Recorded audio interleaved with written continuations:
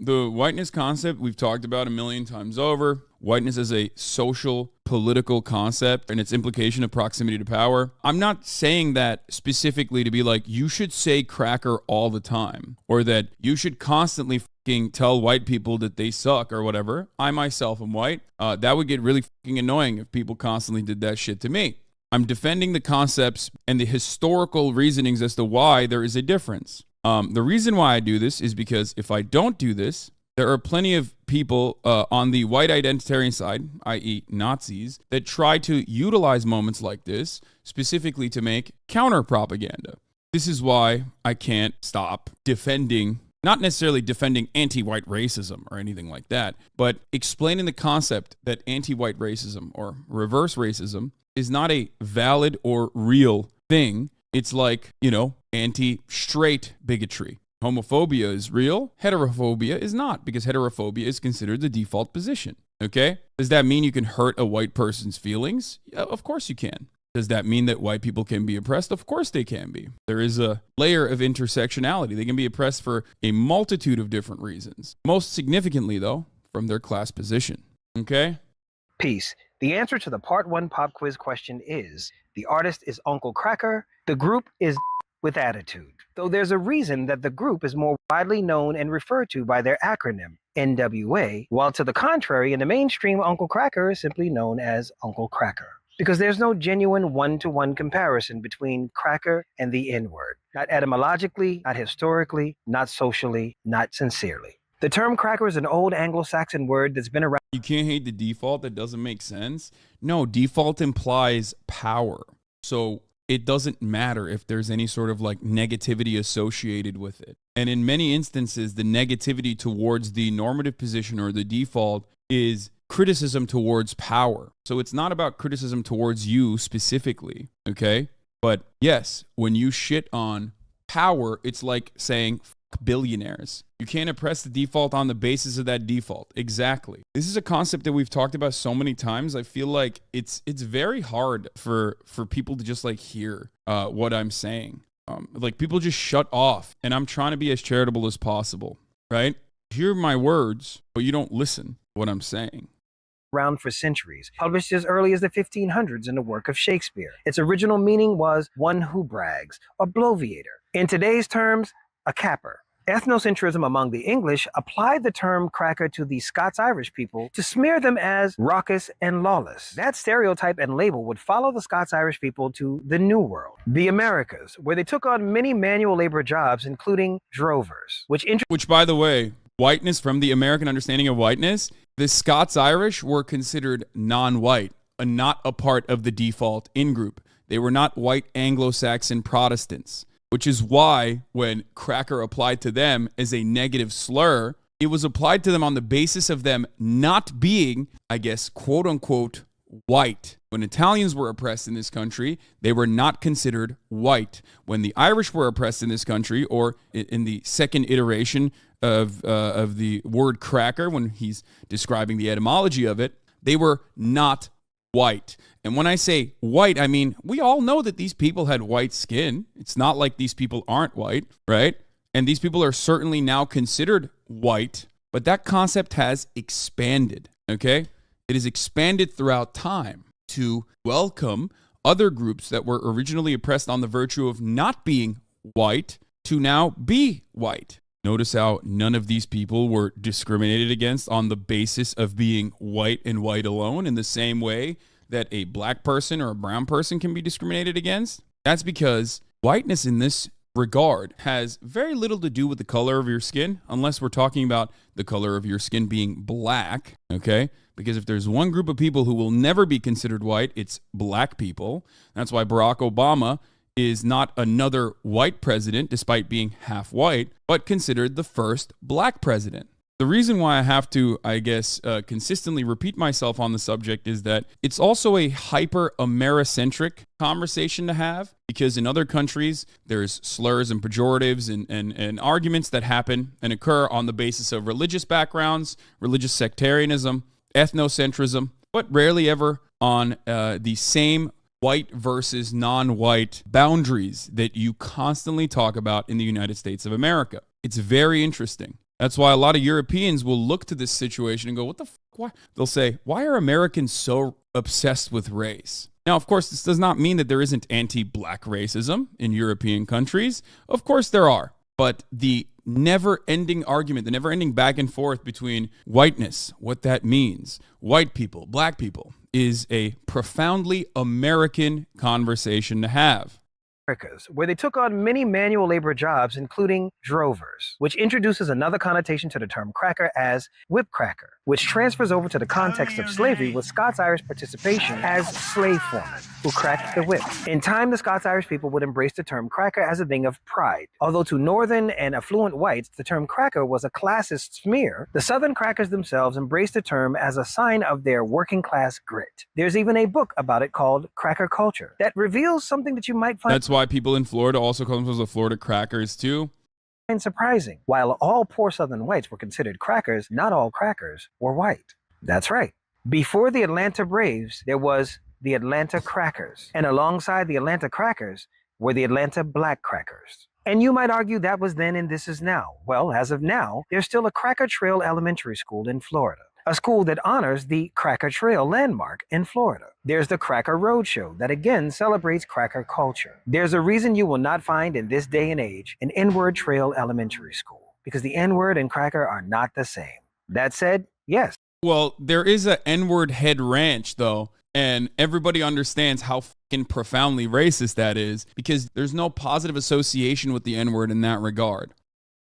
Context and connotation can turn even the most benign term into a racial insult. For example, white supremacist appropriation of the word Monday as interchangeable with the N-word. No one would argue that Monday, in and of itself, is racist. It depends on the context of use. Even the mouth-breathing, knuckle-dragging racist, who blew a gasket at my Andy Griffith post and went on a racist tirade. When he came back and posted an unapologetic video, he used the term cracker in his video. At no point in time did he repeat any of the anti-black slurs that he previously had. Like, that guy's a Nazi, and even he uses the term cracker, but now LSF and like Redditors on specific subreddits have decided to be logically consistent and start saying that like cracker is such a slur, it's such a serious slur, that like they started censoring it, which is hilarious. Okay, you are trying to be more fragile about a white identity that you do not understand than a fucking Nazi, the ultimate white identitarian. Like, Nazis are at the literal last, the final boss of white identity. Okay, straight up. So it's crazy to like turn around and try to censor the word cracker specifically so that you can, you know, get an argument in edgewise. It's a very silly situation. But words are defined socially. And maybe in the future, if there's enough white fragility, people could potentially genuinely create a movement surrounding the censorship of the word cracker. It's laughable. It's hilarious. Okay. But the historical association with the word, the etymology of the word, and the difference of said word or words that pertain to white people will never change because those things already happened. Okay. In the video that he deleted, because even he knows the two are not the same. But I know that nothing that I've said in this video is going to ever satisfy some of you. And quite frankly, I'm good with that. How good? This good. Good cracker. We out ya. When the goblins go to larger, more popular subreddits and try to spread this message, they get laughed at and told to fuck off, so they return to LSF and adjacent subreddits. Yeah, it's scary. The reason why I consider this to be genuinely threatening and scary is because it's a gateway, an entry point into white identitarian politics. And when you start doing white identitarian politics, you start opening up the door to more white identitarian politics, like the guy that we were talking about here, Nazis. In 2016, or even before that, in the Gamergate era, one of the things that Richard Spencer and the like often utilized was white identitarian politics. This is not a new concept. Historically speaking, white power came after black power. The Klan and other adjacent nationalist fascist movements saw black power and decided to basically market what they were doing in a similar vein. Now, of course, this works well for some people who are either otherwise well-intentioned and don't fully understand it. Yeah, all lives matter and Thin Blue Line came after Black Lives Matter. We now know and understand that all lives matter on its face sounds totally normal, innocuous even. White lives matter is the more racist, more transparently racist. If you check the history of who makes the comments, you've got a 50% chance of finding an out-about race realist. They don't even hide it, and gullible-ass libs just eat it up hook, line, and sinker. Yes, exactly. A lot of people that are permanently online, extremely online, love to use this as an opportunity to spear dick their narrative, their much, much worse and much scarier ideas into the fold, into the conversation, as they present it as someone who is simply interested in, stopping people from being mean to one another, stopping people from being racist to one another. Maybe there are some people who also are extremely online who get caught up in that narrative and get caught up in that argument with good intentions without realizing it. But ultimately, there is no difference. White identitarianism, given that whiteness is a socio-political concept created around having power, okay?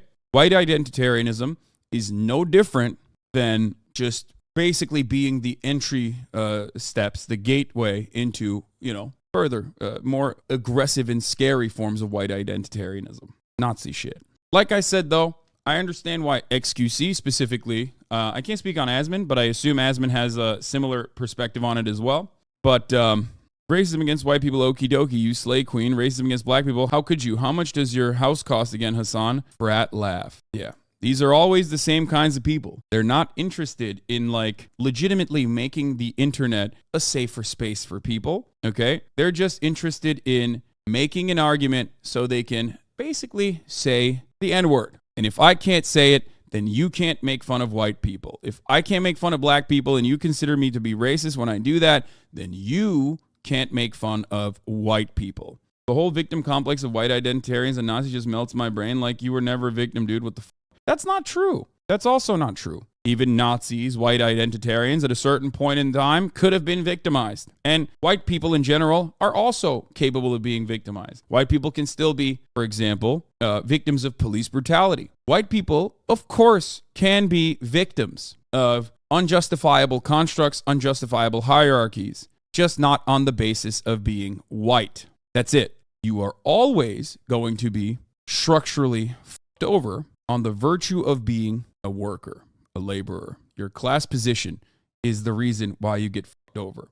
Like I said, though, in the conversation that XQC, myself, and Your Rage had, XQC also admitted that the word cracker is not something that offends him. As a white person, he understands that it's a silly, laughable concept.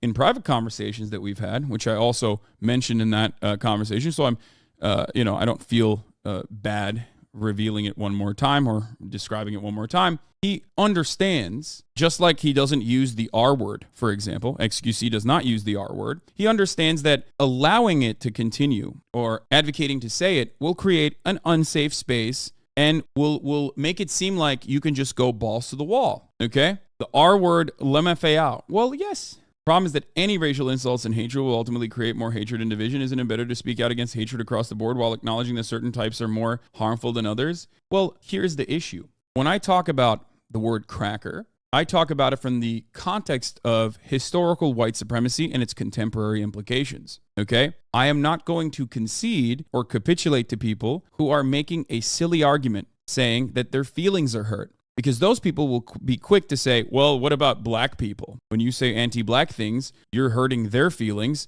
but you care about their feelings. It seems like you don't care about white people's feelings. And that is either a deliberate misdirection or, in the most charitable interpretation, that is someone who doesn't get it, okay?